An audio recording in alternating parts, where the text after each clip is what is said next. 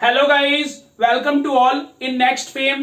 Friends, आज आपकी first class है और आपकी क्लास है पॉलिटी की और हम कंटिन्यूअसली करेंगे क्लासेस अल्टरनेट डेज पे। आज पॉलिटी है तो कल आपकी हिस्ट्री होगी, देन ज्योग्राफी की क्लासेस होंगी और डेली आपका शेड्यूल रहेगा 12 बजे आपकी क्लासेस एक आपको प्रोवाइड होंगी ही होंगी। और पॉलिटी को हम डिटेल से पढ़ेंगे कि एक भी क्वेश्चन हमारा एग्जाम में स्किप ना हो। आप एलटी की तैयारी कर रहे हैं, जीआईसी की तैयारी कर रहे हैं, साथ ही आप अदर गवर्नमेंट एग्जाम्स की भी तैयारी करेंगे तो ये पॉलिटी का सिलेबस, पॉलिटी की क्लासेस आपके लिए वेरी वेरी इंपॉर्टेंट होंगी। क्योंकि इन क्लासेस में ऐसा नहीं है कि उतना ही सिलेबस होगा जितना आपके एलटी में रिक्वायरमेंट है, उससे ज्यादा होगा। और वो सभी क्लासेस आपके लिए, आप यूपीएससी तक का एग्जाम दोगे वहां तक के लिए बात मैं कर रहा हूं, वहां भी आपके लिए इंपॉर्टेंट होगा।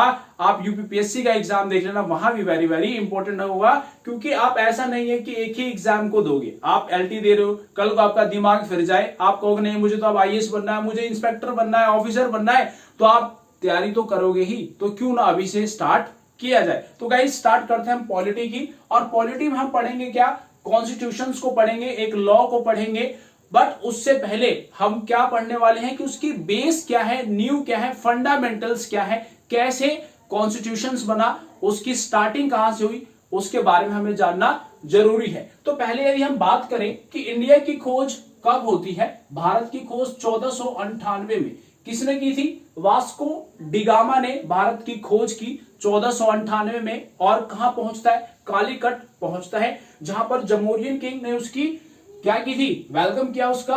और ये पहुंचा 1498 में। कहां से आया था, पुर्तगाल से आया था। और पुर्तगाल की कैपिटल क्या है, लिस्बन। इसको भी आपने याद रखना है, कैपिटल हो गई लिस्बन। और वहीं 1492 में किसकी खोज हुई थी, अमेरिका की खोज हुई थी। और किसने की थी, कोलंबस ने की थी। यहां तक आपको ध्यान रखना है। अब हम बात करते हैं ब्रिटिश ईस्ट इंडिया कंपनी की। क्लियर है, ईस्ट इंडिया कंपनी की, ईस्ट इंडिया कंपनी। अब ईस्ट इंडिया कंपनी देखो, कोई भी कंपनी ऑर्गेनाइजेशंस ऑथराइज्ड होके आती है। अब ईस्ट इंडिया कंपनी को भी अथॉरिटी देती है कौन, ब्रिटिश गवर्नमेंट देती है। और ईस्ट इंडिया कंपनी इंडिया में कब एस्टैब्लिश होती है, तो वो होती है 31 दिसंबर 1600 को ईस्ट इंडिया कंपनी की स्थापना होती है इंडिया में। अब एलिजाबेथ, क्वीन एलिजाबेथ ने क्या दिया था, एक चार्टर दिया, ग्रांट किया इनको कि आप इंडिया में जाके क्या कर सकते हो, ट्रेड कर सकते हो। तो ये British East India Company as a traders India में आई थी। और वहीं वास्को डिगामा भी क्यों आया था, ट्रेड करने के लिए, उसने स्पाइसेस का बिजनेस स्टार्ट किया था। ये थोड़ी हिस्ट्री है, मैं आपको हिस्ट्री बता रहा हूं, बट क्लासेस पॉलिटी की है, बस थोड़ा सा ब्रीफ में बताऊंगा। क्योंकि आपको बेसिक तो पता होना चाहिए ना कि कैसे कैसे क्या हुआ है। क्लियर है, तो यहां से क्वेश्चन मैक्सिमम आता है कि ईस्ट इंडिया कंपनी की स्टैब्लिशमेंट कब होती है, तो 1600 में हुई ईस्ट इंडिया कंपनी की स्टैब्लिशमेंट। क्लियर है, अब स्टैब्लिशमेंट हो जाती है तो कंपनी क्या करती है, ट्रेड करती है, बिजनेस करना शुरू करती है। मसालों का बिजनेस कर रही है, तो बिजनेस जब कर रही है तो बिजनेस करते करते इंडिया में उस वक्त क्या थे, आज जैसे लोग हैं ईर्ष्या करते हैं एक दूसरे के प्रति कि आगे वो ना बढ़ जाए, ऐसी चीजें उस टाइम में बहुत थी। तो ब्रिटिशर्स ने कौन सी पॉलिसी अपनाई, अपनी डिवाइड एंड रूल की पॉलिसी अपनाई। डिवाइड एंड रूल वाली पॉलिसी अपनाई, यानी कि तोड़ो और राज करो वाली पॉलिसी अपनाई उन्होंने।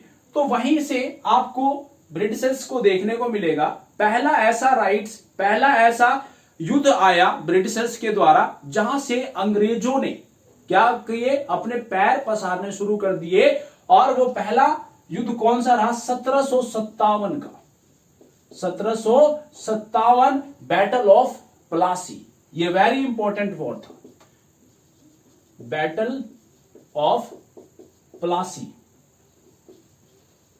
वेरी इंपॉर्टेंट है बैटल ऑफ प्लासी। और किसके किसके बीच होता है, सिराजुद्दौला और ब्रिटिश आर्मी के बीच होता है। और ब्रिटिश आर्मी को लीड कौन कर रहा था, रॉबर्ट क्लाइव लीड कर रहा था, यह भी आपको याद रखना है। और यहां पर ब्रिटिशर्स जीत जाते हैं, सिराजुद्दौला की हार होती है। अब सिराजुद्दौला की हार क्यों होती है, उसके पीछे रीजंस क्या था, मीर जाफर गद्दारी कर जाता है सिराजुद्दौला से और वो ब्रिटिशर्स से मिल जाता है मीर जाफर, और सिराजुद्दौला हार जाता है। अगर आपका अपना ही दूसरे के प्रति मिल जाए तो आप क्या करोगे, हार जाओगे। रामायण देख लो, रामायण इतिहास साक्षी है इस चीज का। विभीषण मिला, रावण मारा गया। क्लियर है? तो ये वही हुआ सिराजुद्दौला के साथ। तो यहां से ब्रिटिशर्स ने थोड़े और पैर फैलाने शुरू किए। उसके बाद 1764 का युद्ध होता है।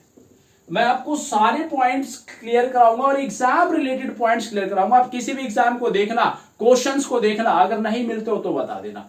1764 में हुआ बैटल ऑफ बक्सर और 1765 में क्या मिल जाता है इनको? दीवानी राइट मिलती है ब्रिटिशर्स को। Right over revenue and civil justice पे राइट किसको मिल जाती है? ब्रिटिश को। और क्या हो जाता है उसके बाद? यहां से वो अमीर होना शुरू हो जाते हैं। कुछ करना नहीं, फिर भी पैसा आ रहा है। अब हम इसको कंप्लीट डिटेल में पढ़ेंगे इन हिस्ट्री, मॉडर्न हिस्ट्री में। बट 1765 में जब दीवानी मिल जाती है तो यहां से क्या होता है? कंपनी अमीर होने के बजाय कौन अमीर होना शुरू हो जाता है? इसके ऑफिसर्स। ऑफिसर्स रिच होना शुरू हो जाते हैं। क्लियर है? जब ऑफिसर्स रिच होना शुरू हो जाते हैं तो ब्रिटिश गवर्नमेंट एक्शन लेती है। क्या करती है? एक्शन लेती है। यार कंपनी को तो घाटा हो रहा है, बट क्या हो रहा है? ऑफिसर्स अमीर अमीर होते जा रहे हैं, क्योंकि यहां से क्या होना शुरू हो जाता है? करप्शन स्टार्ट हो जाता है। घोटाले, करप्शन वगैरह काफी ज्यादा बढ़ जाता है। क्लियर है? यहां तक बात आपको समझ लेनी है। तो ये लड़ाइयां याद रखनी है आपको। उसके बाद क्या हो जाता है? कंपनी की बात आती है। अब कंपनी घाटे में, तो ब्रिटिश गवर्नमेंट क्या करती है? रूल और रेगुलेशंस लाना शुरू कर देती है। तो पहला एक्ट लाती है ब्रिटिश गवर्नमेंट, और वो कौन सा एक्ट लेके आती है? Regulating act. रेगुलेटिंग एक्ट लाती है। अब रेगुलेटिंग एक्ट कब आया? 1773 में। कब आता है भाई? 1773 में रेगुलेटिंग एक्ट आता है। अब इसका काम क्या था? Regulate and control, regulate and control companies affairs को रेगुलेट और कंट्रोल करने का काम के लिए क्यों लाया गया? रेगुलेट करने के लिए रेगुलेटिंग एक्ट को लाया गया। क्लियर है? और यहीं से स्टार्ट होता है सेंट्रलाइजेशन का काम स्टार्ट हो जाता है। पॉलिटिकल और एडमिनिस्ट्रेटिव अफेयर्स भी यहीं स्टार्ट होते हैं रेगुलेटिंग एक्ट में। इसको भी आपने याद रखना है। अब इसके फीचर्स क्या थे?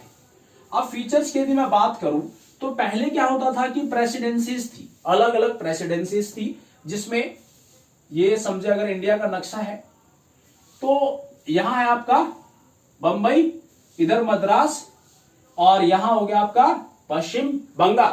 तो बंगाल प्रेसिडेंसी, मद्रास प्रेसिडेंसी और ये हो गया Bombay presidency. All presidencies are individuals, independent.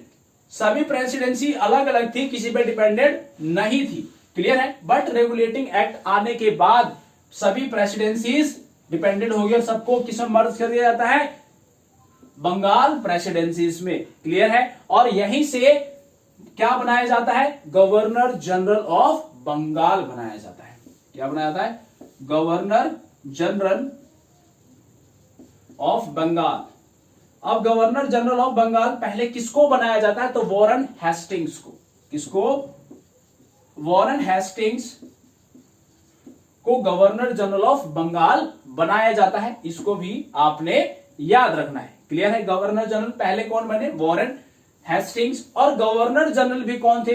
Governor general Bengal के वॉरेन हेस्टिंग्स। और इनसे क्वेश्चन आपको याद रखना है कि इन्हीं के ऊपर क्या चलाया गया था? इंपीचमेंट चलाया गया था, महाअभियोग भी चलाया गया था वॉरेन हेस्टिंग्स के ऊपर। इसको भी आपने याद रखना है। अब इसी एक्ट के तहत 1774 में क्या होता है? उच्चतम न्यायालय की स्थापना होती है। यानी कि उस वक्त एक ही न्यायालय, तो उसको हम सुप्रीम कोर्ट भी कह सकते हैं। तो 1774 में उच्चतम न्यायालय की स्थापना होती है कलकत्ता में। क्लियर है? कोलकाता में होती है। और यहां पर न्यायाधीश कितने होते हैं? 4 न्यायाधीश बनाए गए। कितने? 4, जिसमें एक होता था चीफ जस्टिस और 3 अदर जस्टिस। अब चीफ जस्टिस कौन बने? एलिजा एम्पे। और वहीं 3 अदर जस्टिस जो थे वो कौन थे? चैम्बर्स, लिमेंस्टर और हाइड। 3 जस्टिस और हो गए। इसको भी आपने याद रखना है। एलिजा एम्पे, चैम्बर्स, लिमेंस्टर और हाइड, ये टोटल 4 जजेस थे। इसको भी आपने याद रखना है। क्लियर हो गया? 4 जज। पहले जो चीफ जस्टिस रहे, चीफ जज हुए, वो कौन रहे? एलिजा एम्पे, चैम्बर्स, लिमेंस्टर और हाइड। क्लियर? अब ये 3 पॉइंट्स आपको क्लियर हो जाते हैं। अब चौथा पॉइंट यहां पर क्या आता है कि कोई भी कंपनी का सर्वेंट जो होगा नेटिव, यानी कि जो वहां के मूल निवासी है, उनसे रिश्वत नहीं लेगा, ब्राइब्स नहीं लेगा, रिश्वत नहीं लेगा, और साथ ही क्या करेगा, वो अपना प्राइवेट काम भी नहीं करेगा, प्राइवेट बिजनेस नहीं करेगा। इस पे भी प्रोहिबिटेड कर दिया गया, इस काम को भी। क्लियर है। और उसके बाद फिफ्थ पॉइंट आपका क्या आता है कि यहां से क्या बनाया जाता है, डायरेक्टर्स बनाए जाते हैं। क्या बनाया गया, डायरेक्टर्स बनाए जाते हैं। अब इन डायरेक्टर्स का काम क्या होता है, तो डायरेक्टर्स का काम है रिपोर्ट करना ब्रिटिश गवर्नमेंट को रिवेन्यू के ऊपर, वहीं सिविल और मिलिट्री अफेयर्स ऑफ इंडिया को लेकर रिपोर्ट करना होता था, किसको, ब्रिटिश गवर्नमेंट को। तो ये डायरेक्टर्स बनाए गए। तो ये चेंजेस लाए गए रेगुलेटिंग एक्ट के तहत। आज की क्लास इतनी ही है, रेगुलेटिंग एक्ट तक। तो गाइस आप खुद पढ़ोगे पॉलिटी को, मैं पढ़ाऊंगा आपको पॉलिटी, और ऐसा पढ़ाऊंगा कि कोई सा भी एग्जाम देके देखना, आपको खुद फर्क पता चल जाएगा। सो गाइस अगर क्लासेस अच्छी लगती हैं तो वीडियोस को जरूर लाइक करना, शेयर करना, और साथ ही चैनल को जरूर सब्सक्राइब कर लेना। Thank you very much.